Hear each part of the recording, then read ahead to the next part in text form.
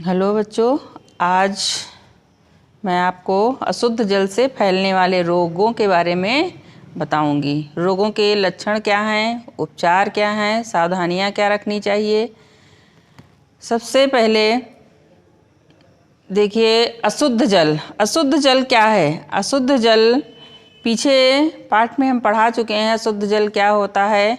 अशुद्ध जल जो पीने लायक नहीं होता है और जिसका प्रयोग करने से अनेक प्रकार की बीमारियां फैलती हैं, शुद्ध जल होता है। अशुद्ध जल मानव के स्वास्थ्य पर बुरा प्रभाव डालता है और शारीरिक वृद्धि उचित ढंग से नहीं हो पाती है। वहीं पर जो शुद्ध जल होता है स्वास्थ्य के लिए अच्छा माना जाता है और उससे शारीरिक वृद्धि ठीक प्रकार से होती है। इसके अलावा पेयजल में विषैले रासायनिक पदार्थ मिल जाने से जल अशुद्ध हो जाता है। विभिन्न प्रकार के जीव जंतुओं और मनुष्यों द्वारा जल को दूषित कर दिया जाता है। जल को दूषित करने में पशु पक्षी हैं, इसके अलावा मनुष्य भी जल को दूषित कर देता है। विभिन्न कारणों से जल अशुद्ध हो जाता है, जैसे कि गंदे नाले नालियाँ और जो घर का कूड़ा करकट, अवशिष्ट पदार्थ, कारखानों से निकलने वाले अवशिष्ट पदार्थ जब हमारे जल स्रोतों में मिला दिए जाते हैं तो उनसे जल दूषित हो जाता है और वो हमारे पीने लायक नहीं रहता है। और अगर हम उसका प्रयोग करते हैं तो अनेक प्रकार की बीमारियां उत्पन्न हो जाती हैं। जल के माध्यम से फैलने वाले रोगों को जल संवाहित रोग कहते हैं। जो जल से रोग फैलते हैं उनको जल संवाहित रोग कहते हैं। जल के द्वारा मुख्य रूप से पाचन संबंधी रोग होते हैं, जैसे कि पेचिस, हैजा, टाइफाइड आदि रोग जल के माध्यम से फैलते हैं। इन रोगों का मुख्य कारण जल में विभिन्न प्रकार की अशुद्धियाँ है। जल में जो विभिन्न प्रकार की अशुद्धियाँ होती हैं, वही अशुद्धियाँ इन रोगों को फैलाने का माध्यम बनती हैं।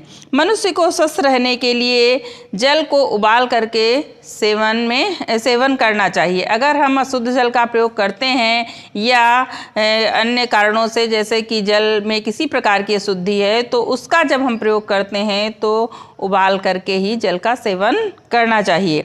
उत्तम स्वास्थ्य के लिए हैंडपंप का जल सर्वोत्तम होता है।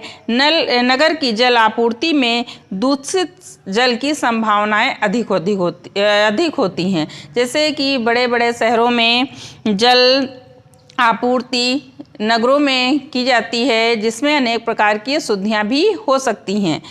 अशुद्ध जल से फैलने वाले रोगों में मुख्य रूप से पेचिस है, अतिसार है, हैजा है, टाइफाइड है, पीलिया है और भी अनेक प्रकार के पाचन संबंधी रोग अशुद्ध जल के माध्यम से फैलते हैं। तो सबसे पहला रोग हम बता रहे हैं पेचिस। पेचिस या आंव जल से फैलने वाला एक साधारण संक्रामक रोग है। पेचिस या आंव जल से फैलने वाला एक साधारण या संक्रामक रोग है, जिससे पेट में ऐंठन होने लगती है और बार बार दस्त होने लगते हैं। दस्त के साथ लिपलिपा, चिकना, श्लेष्मा और कभी कभी रक्त भी आने लगता है।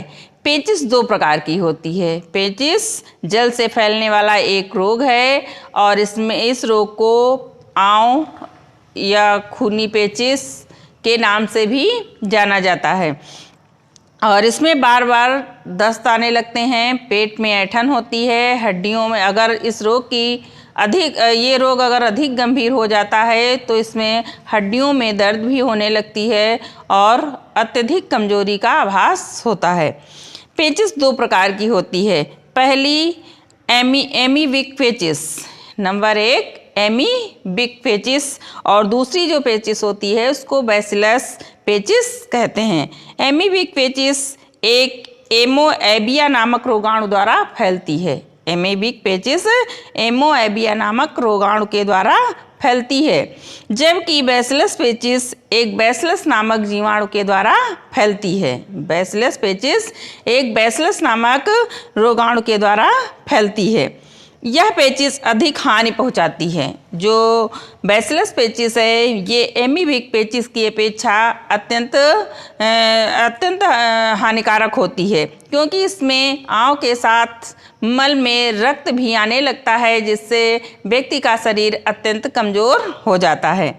पेचिश का उद्भवन काल, इस रोग के लक्षण संक्रमण के 1 से 2 दिन तक प्रकट होने लगते हैं। जब इस रोग के रोगाणु हमारे शरीर में पहुंचते हैं तो पहुंचने के बाद 1 से 2 दिन के अंदर तक लक्षण शरीर में दिखाई देने लगते हैं। पेचिश का उद्भवन काल 1 से 2 दिन का होता है। पेचिश का कारण क्या है ये देखा होगा, जब हमारे आसपास खाने पीने वाली या खाद्य पदार्थ या पेय पदार्थ रखे होते हैं और उन पर कुछ ढका नहीं होता है, खुले हुए होते हैं, या बाज़ारों में देखा होगा कटे फल, खुली चाट और अन्य खाने पीने वाली चीज़ें रखी रहती हैं और मक्खियाँ उन पर बैठती हैं। जब मक्खियाँ उन पर बैठती हैं, अगर उन पर बैठती हैं तो मक्खियाँ अपने पैरों में अनेक प्रकार की गंदगी को चिपका लेती हैं, और जब गंदगी चिपका करके खाने पीने वाली चीज़ों पर बैठती हैं और उस खाद्य पदार्थ को हम अपने खाने में प्रयोग करते हैं तो हम भी बीमारी का शिकार हो जाते हैं।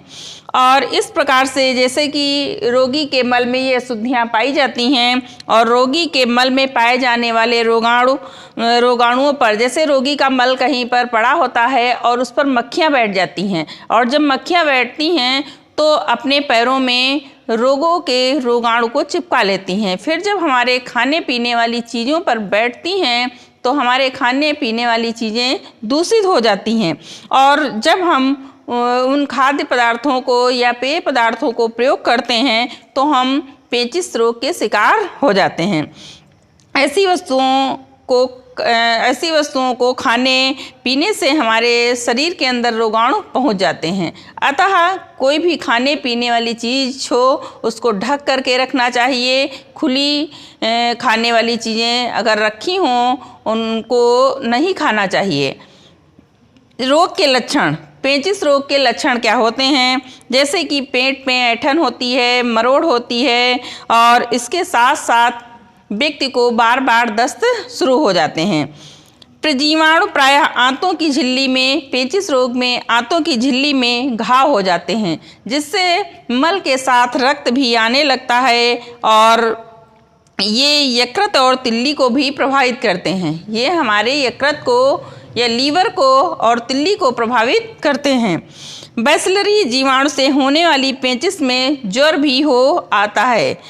अधिक समय तक रोगग्रस्त रहने पर मल के साथ रुधिर आने लगता है। हड्डियों में तेज दर्द होता है जो महीनों तक चलता है और व्यक्ति को कमजोरी का एहसास होता है। फिर रोग से बचने के लिए क्या करना चाहिए? रोग से बचने के लिए हमें खाने पीने वाली चीज़ों को ढक कर के रखना चाहिए। अपने घर में और अपने आसपास साफ सफाई रखनी चाहिए।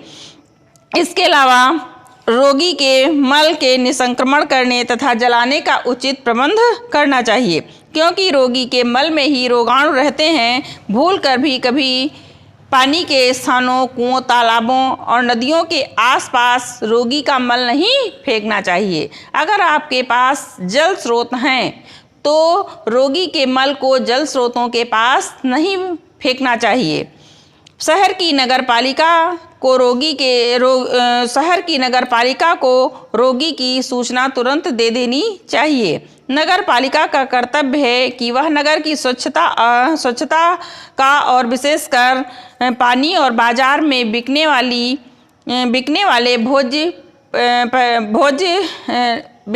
भोजन की परीक्षा का विशेष प्रबंध करें। जो खाने पीने वाली चीज़ें अगर खुला बाजार में बिकती हैं तो उन पर रोक लगानी चाहिए। पेयजल की शुद्धता का ध्यान रखना चाहिए, और समय समय पर अगर गांव में या अन्य स्रोतों में जो खुले हुए स्रोत हैं उसमें लाल दवा का छिड़काव करना चाहिए और आसपास साफ सफाई रखनी चाहिए। और तालाबों के पानी की शुद्धि पोटेशियम पर मैग्नेट से करवानी चाहिए। जैसे कि कुआं है या तालाब है, इनमें लाल दवा डलवानी चाहिए। समय समय पर तालाबों और कुओं की साफ सफाई करवानी चाहिए। सड़कों आदि की सफाई तथा नगर की गंदगी को हटाने का उचित प्रबंध करना चाहिए। भोजन की शुद्धि पर प्रत्येक मनुष्य को विशेष ध्यान देना चाहिए। पानी को उबाल कर और छान करके ही पीना चाहिए। भोजन को स्वच्छता से पकाना चाहिए। भोजन पकाने वाले बर्तन और पकाने वाले व्यक्ति को अपनी स्वच्छता का विशेष ध्यान रखना चाहिए। बासी भोजन नहीं ग्रहण करना चाहिए। बाजार की खुली मिठाइयाँ या कच्चे या अधिक पके फल नहीं खाने चाहिए, क्योंकि कच्चे फल भी नुकसानदायक हो सकते हैं और अधिक पके फल भी हानिकारक हो सकते हैं। तो ना तो कच्चे फलों का प्रयोग अधिक मात्रा में करना चाहिए और ना ही अधिक पके फलों का प्रयोग करना चाहिए।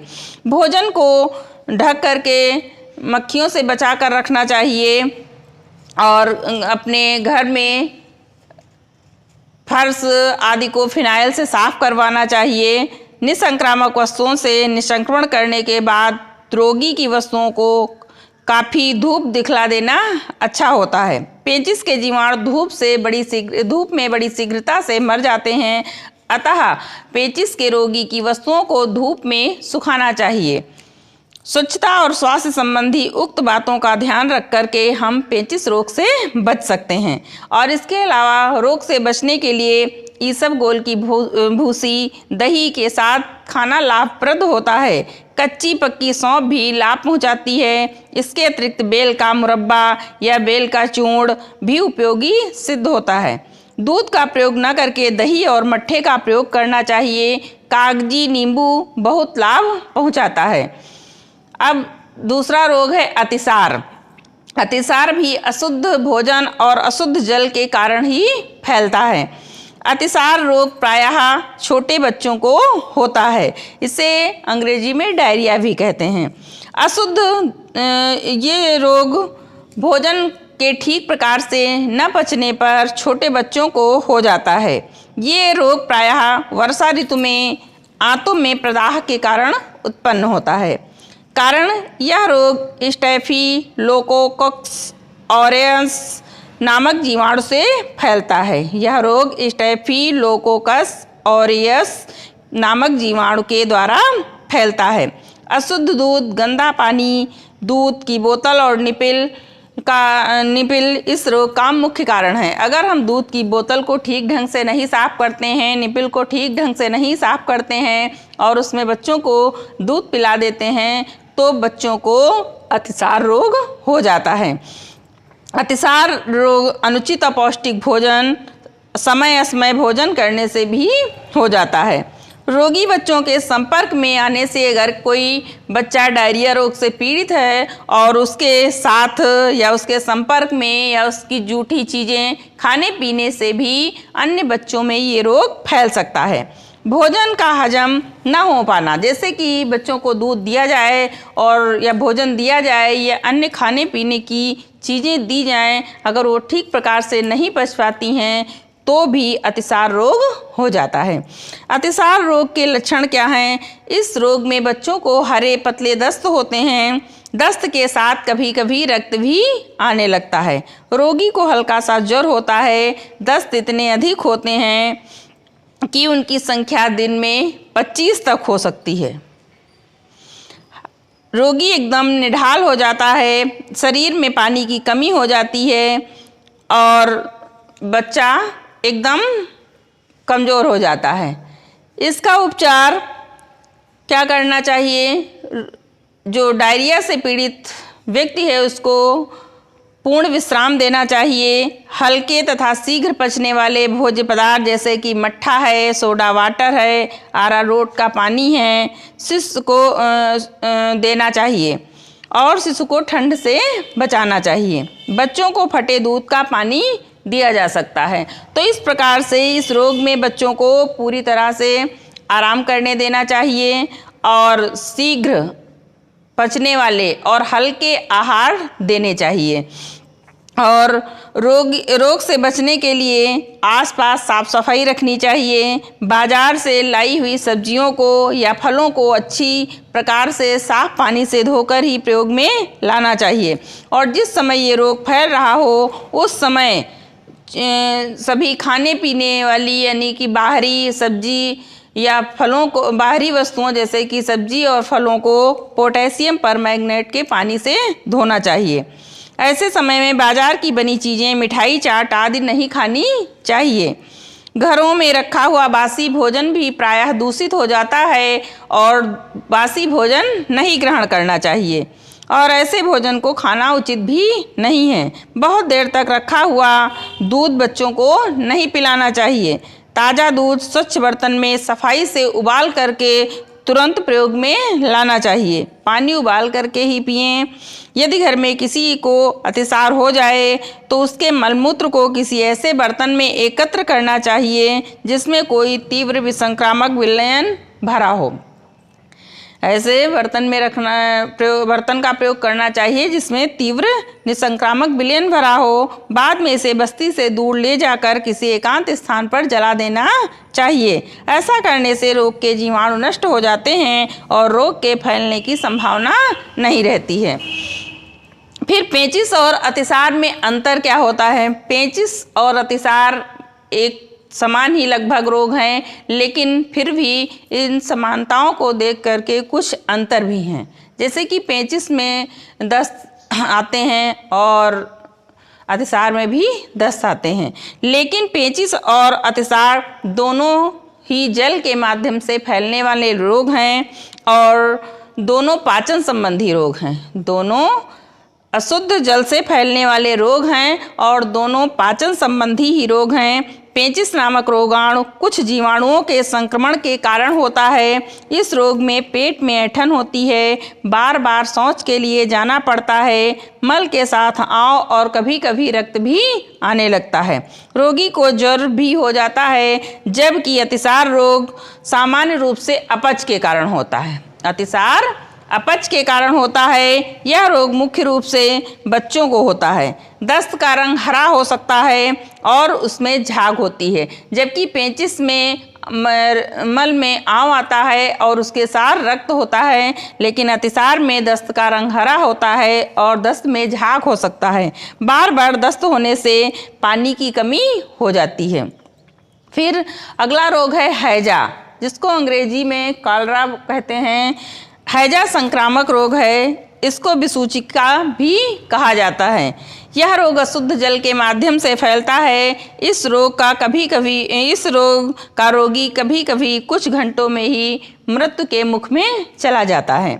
प्रतिवर्ष इस रोग से हजारों व्यक्ति मृत्यु के मुख में चले जाते हैं। एक भयानक बीमारी है और हैजा प्रायः गर्मी में, वर्षा ऋतु में, जून, जुलाई तथा अगस्त में फैलता है। हैजा प्रायः बड़े बड़े मेलों के अवसर पर, युद्ध के बाद युद्धग्रस्त क्षेत्रों में भयंकर रूप से होता है। बाढ़ वाले क्षेत्रों में भी हैजा रोग का प्रकोप अधिक देखने को मिलता है। हैजा रोग का कारण क्या है? हैजा कॉमा बैसिलस नामक रोगाणु द्वारा फैलता है। इसे विब्रियो कॉलरा भी कहते हैं। यह रोगाणु कौमा के आकार का होता है, इसीलिए इसे कौमा बैसिलस भी कहा जाता है। ये जीवाणु पानी में बढ़ते हैं और अधिक गर्मी और सर्दी सहन नहीं कर पाते हैं। मक्खियाँ रोगी के मल और उल्टियों पर बैठकर रोगाणुओं को पानी और भोजन में छोड़ देती हैं। जैसे हैजा से पीड़ित व्यक्ति के मल पर या उल्टी पर जब मक्खियाँ बैठती हैं तो ये अपने साथ रोग के रोगाणुओं को ले आती हैं और फिर जब खाने पीने वाली चीज़ों पर बैठती हैं तो उसमें ये रोगाणु छोड़ देती हैं और जब स्वस्थ व्यक्ति इन खाद्य पदार्थों का प्रयोग करता है तो वह व्यक्ति हैजा के रोग से पीड़ित हो जाता है। हैजा रोग से पीड़ित व्यक्ति के लक्षण। हैजा रोग से पीड़ित व्यक्ति को बहुत अधिक दस्त आते हैं, पेट में अधिक दर्द होता है और दस्त पानी जैसे पतले और सफ़ेद रंग के होते हैं। इनका रूप चावल के माड़ जैसा होता है। हैजा से पीड़ित व्यक्ति के दस्त का रंग चावल के माड़ जैसा होता है। रोगी को प्यास बहुत लगती है। हैजे का प्रकोप 1 से 3 दिन तक चलता है। कभी कभी रोग इतना तीव्रता से उभरता है कि 24 घंटे के अंदर ही व्यक्ति की मृत्यु हो जाती है। हैजा रोग इतना भयंकर होता है कि कभी कभी अगर हैजा रोग की अधिकता हो जाती है और व्यक्ति को उचित उपचार नहीं मिल पाता है तो व्यक्ति 24 घंटे के अंदर मर जाता है।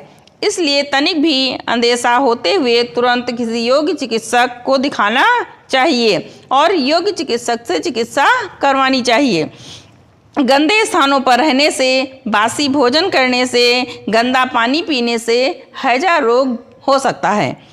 ये रोग अधिकतर पानी द्वारा ही फैलता है। यूँ इसके जीवाणु प्रायः भोजन और दूध द्वारा भी शरीर में प्रवेश करते हैं। प्रतिरक्षा। इस रोग के प्रति प्राकृतिक प्रतिरक्षा किसी में भी नहीं होती है। इस रोग के एक आक्रमण से भी कोई प्रतिरक्षा भविष्य के लिए उत्पन्न नहीं होती है।